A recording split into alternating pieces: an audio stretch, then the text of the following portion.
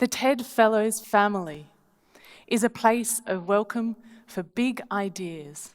It's a place where you don't need to apologize or couch your big dream in any other way.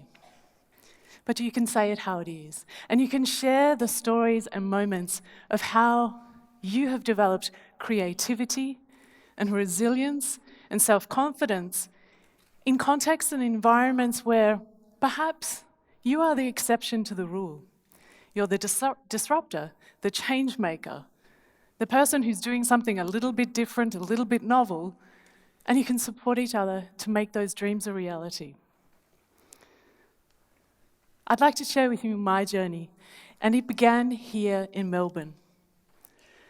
I started life or work as an artist, looking at how we express ourselves, how we explore our natural environment, and what it meant to be human. And through all manner of inspiration and engagement, I came up with a novel idea.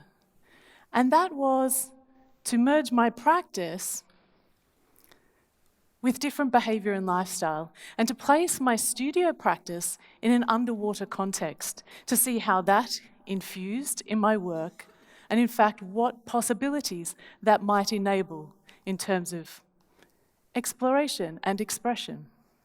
It was a humble beginning, and it has now led to me being appointed, I guess, or honoured as the first Australian Fellow in 2010, nominated as the artist who was preparing to live and work underwater. And even from there, my vision has grown. Let me share with you 3 key moments that I have undertaken, I guess, that are stepping stones in me realizing this dream and in fact expanding on it. The first is this merger, this idea of the artist conjoining with the diver. The second is taking that to Everest. And the third is taking that beyond into suborbital spaceflight. Because the human condition, the embodiment of us as a species on this precious planet, is something that we can articulate in many ways. And I've begun by using performance art and installation, exhibition, poetry. The arts has been a basis for me to be able to express and expand upon issues about our natural environment, about how it affects us and how we are designing it, how we are looking in and how we are looking out. And the bigger picture that we hold for ourselves in terms of discovery and exploration and what it means to go beyond that which we know. And how we immerse ourselves in other worlds. I've been able to use performance as a way of encapsulating the idea of living and breathing and working underwater. But I do this by basing it in real-world experience. And I've complemented my artistic career with over 10 years of working as a commercial diver. And it's through diving that I've learned some valuable lessons about how to plan and how to inform the realization of even bigger goals. Diving teaches you to plan, to go through a mental rehearsal. It teaches you arousal control, and we often use self-talk as a way of stepping through, step by step, methodically, to achieve our goal safely. And when I can't remember all of those details, I like to bring it down and reflect upon just one thing, and that is to breathe. To live the dream is to breathe the dream, to be prepared, to be in the moment, to inhale and exhale, and to be centered. With purpose and passion and breath and breathing. You have courage, and courage to expand upon your dreams. In undertaking this work underwater, I've been able to look at the parallels of space, how the body moves, how it performs, how it breathes, the advanced life support systems that we rely on, the protocols,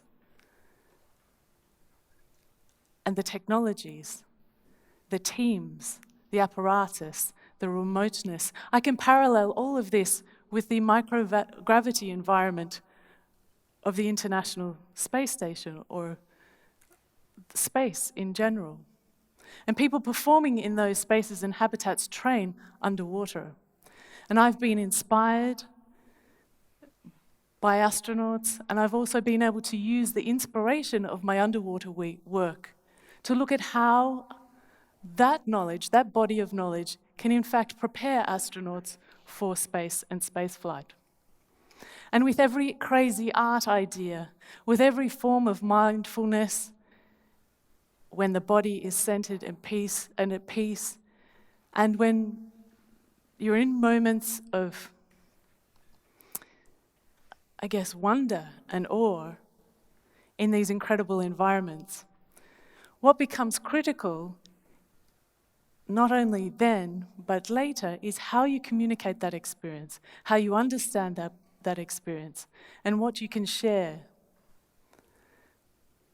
So I took that, what I thought was to be the next logical step. If I had learnt a lot of lessons underwater and I wanted to imagine and prepare for space, perhaps the step in between was going from sea to summit to space.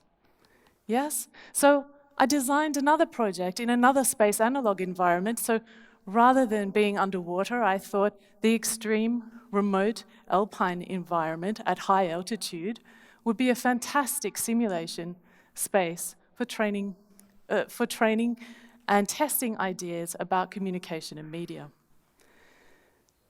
So earlier this year, I reached Everest Base Camp at about 5,364 meters. I fell in love with the glacier. I felt it respire and move and flow beneath me, much like an ocean or a body of water. I felt very much at home. I felt very safe and reassured. I felt strong and ready to summit. But there are a few other surprises I wasn't ready for. And I was incredibly challenged. I was challenged by members of my team getting altitude sickness and departing. I had my lead for the expedition return home. My costs went up almost threefold as I went from a group permit holder to a solo permit holder on my first ever alpine expedition.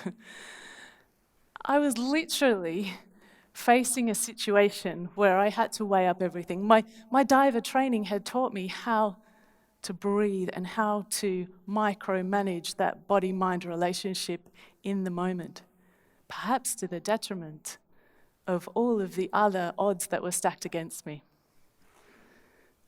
Freud would call it this kind of competition between the ego, the superego, and the id. And against my intuition, against everything, I listened and I left. It was like an exhalation. It didn't feel right. I had to trust that I was going to be able to inhale again. And who would have known that my real challenge was actually days later when I faced the disruption of the Nepal earthquakes. And that's when my survival and my training was useful. And that's when my attempt to use media and communication with the outside world was so powerful and so poignant. When I learned to understand the limitation of technology, the enormity of nature, and the magnitude of human spirit and courage, it was phenomenal. And I cannot regret any of that experience. And it gives me something to draw from and a next step yet again. Because I was one of the lucky ones to return home, I was very grateful for the next opportunity to be at hand. And that is to now begin a new mission, and that is for suborbital spaceflight. In a few months, I depart for training for the project which is, and the acronym for this is Project Possum, so of course they had to invite an Australian, Dame Edna is going to be so excited. This girl from Melbourne is going to be a space cadet on the mission called POSSUM. POSSUM stands for Polar Suborbital Space in the Upper Mesosphere. And to give you a sense of what we're training for, we're going to be inside a suborbital vehicle, a reusable vehicle. So we're going to take off in a horizontal fashion. We're going to ascend and reach approximately Mach 2, Mach 3 within 3 minutes. The engines are going to be cut off at 58 kilometers up. And the vehicle, just myself and a pilot, is going to continue. And we're going to continue up through the blue and into the microgravity environment of the black, to a total apogee of approximately 103 kilometers from planet Earth. And there we're going to conduct beautiful science for a NASA experiment where we get to take data and beautiful imaging of the noctilucent cloud formation to understand something more of climate science. And once we're finished there, the vehicle will start to fall back to Earth. As we pass through the atmosphere, we're going to have to pull up to Mach 4. And once that occurs, we're going to be able to start to glide and circle back for a horizontal landing. And the entire trip will only take about 26 to 30 minutes. We'll do this repeatedly over the course of a week.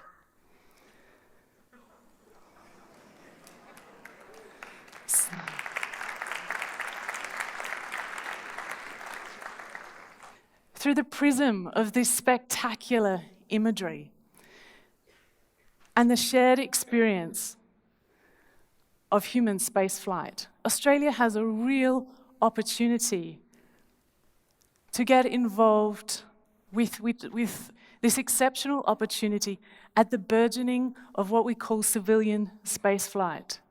This is essentially citizen science. I'm being called a possum scientist astronaut. And every time I reply to the letters, I seem to write possum artist astronaut, but baby steps, we'll get there first. But I would love your help. I would love you to get involved. I'm going to need support.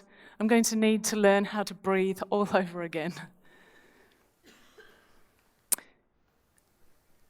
But for me, the next step in terms of planning and visualization, and that which I share with you now, is that we need to be emboldened by opportunities for new perspectives.